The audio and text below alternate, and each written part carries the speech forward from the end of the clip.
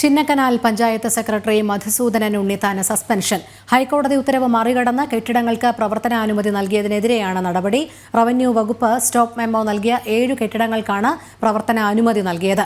തദ്ദേശ സ്വയംഭരണ വകുപ്പ് പ്രിൻസിപ്പൽ സെക്രട്ടറിയുടേതാണ് നടപടി. സുബിൻ തോമസ് ചേരുന്നു. സുബിൻ, കൂടുതൽ വിവരങ്ങൾ.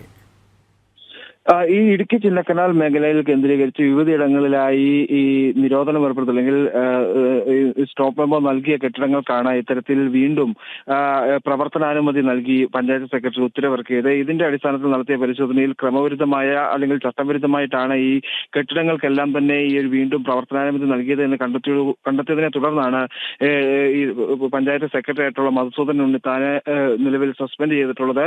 ഈ പ്രവർത്തനം നിർത്തിവെച്ചിരുന്ന 7 കെട്ടിടങ്ങൾ ഉണ്ടായിരുന്നത്. അതിൽ 5 എണ്ണത്തിന് പൂർണ്ണമായും അനുമതി നൽകുകയും 2 എണ്ണത്തിന് ഭാഗികമായുള്ള പ്രവർത്തനാനുമതിയുമാണ് ഈ പഞ്ചായത്ത് സെക്രട്ടറി നൽകിയത്. ഈ പ്രധാനമായും ഈ സ്റ്റോപ്പ് മെമ്മോ നൽകിയ ശേഷം ചിന്നക്കനാലിൽ റവന്യൂ വകുപ്പ് സ്റ്റോപ്പ് മെമ്മോ നൽകിയ ശേഷം ഈ കെട്ടിടത്തിന്റെ ഉടമസ്ഥർ ഹൈക്കോടതിയെ സമീപിച്ചിരുന്നു. ഹൈക്കോടതിയും ഇത് തള്ളുന്ന സാഹചര്യം ഉണ്ടായിരുന്നു. ഇത്തരത്തിൽ ഹൈക്കോടതി വിധിയും മറികടന്നാണ് ഈ ഒരു നിർമ്മാണം ഈ ഒരു പ്രവർത്തനം നിർത്തിവെച്ചിരുന്ന ആ കെട്ടിടങ്ങൾക്ക് വീണ്ടും പ്രവർത്തനാനുമതി നൽകിയത്. ഈ പ്രവർത്തനാനുമതി നൽകിയ ശേഷം ഈ കെട്ടിടങ്ങളുടെ വലിപ്പം വർദ്ധിപ്പിക്കുകയും കൂടുതൽ നിർമ്മാണ പ്രവർത്തനങ്ങളെല്ലാം തന്നെ നടത്തുകയും ചെയ്തു. ഇതെല്ലാം തന്നെ പഞ്ചായത്ത് സെക്രട്ടറിയുടെ ഒത്താശയോടുകൂടിയാണ് എന്നുള്ളതാണ് കണ്ടെത്തിയിട്ടുള്ളത്.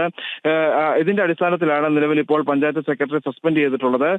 നിലവിൽ ഈ സസ്പെൻഷന് ശേഷം ഇതുമായി ബന്ധപ്പെട്ടുള്ള വിശദമായ റിപ്പോർട്ട് ഹാജരാക്കാനും നിലവിൽ നിർദ്ദേശം നൽകിയിട്ടുണ്ട്. ശരി, സുബിനാണ് വിവരങ്ങൾ നൽകിയത്.